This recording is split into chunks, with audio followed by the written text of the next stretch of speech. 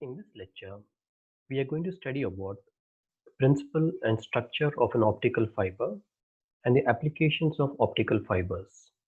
This is lecture 6 of unit 4. The chapter is fiber optics. Now this diagram shows you the picture of a optical fiber.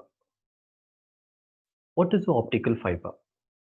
An optical fiber is a cylindrical waveguide made of transparent dielectric material like glass or plastic, which guides light waves along its length by the principle of total internal reflection. What is the basic principle?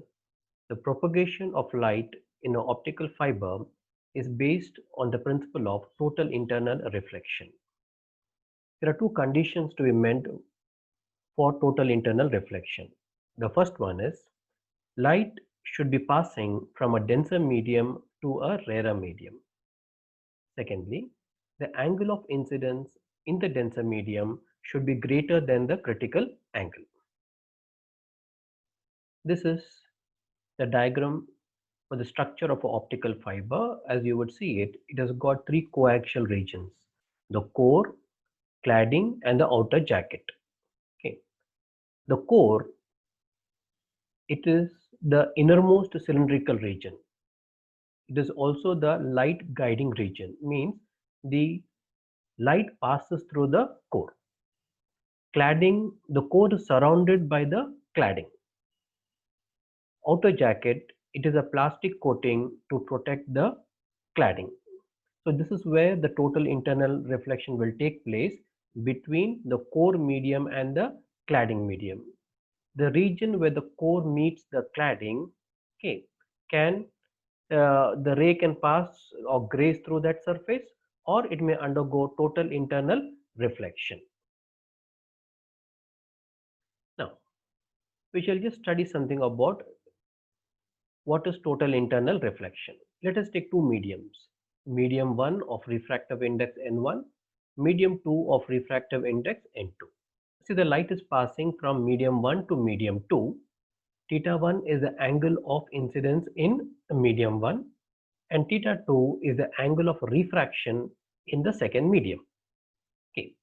Now, in the figure A, you can see theta 1 is less than theta c. That is, the angle of incidence is less than the critical angle. Then, as you would see, it undergoes refraction. If the angle of incidence theta 1 is equal to the critical angle, then theta 2 is equal to 90 degrees, means the ray grazes along the surface of the two mediums. You can assume that N1 is the core medium and N2 is the cladding medium. If the angle of incidence theta 1 is greater than the critical angle, then what happens? Total internal reflections will take place. So this is the condition for light to be passing through a core and cladding. When you apply this now, what happens? The propagation of light in an optical fiber is based on the principle of total internal reflection. Now we shall apply this to a core and cladding. What are the two conditions? The refractive index of the core material N1 must be slightly greater than that of the cladding material N2. At the core cladding interface, that is where the core meets the cladding, the angle of incidence theta must be greater than the critical angle theta c. We shall next see what is Snell's law, that is applicable to two mediums, medium 1 of refractive index N1 and a second medium of refractive index N2. So it states that N1 sin theta 1 is equal to N2 sin theta 2. Okay. Now let us assume theta 1 is equal to theta c, that is equal to critical angle. Then we know that theta 2 is equal to 90 degrees. When you substitute, what do you get? Sin theta c is equal to N2 by N1, or theta c is equal to sine inverse of N2 by N1. So from this formula, we can calculate the value of the critical angles. Optical fibers have got many applications. Some of them we can just see. They are used for illumination and short distance transmission of images. They are used as waveguides in telecommunications. They are used in fabricating sensors.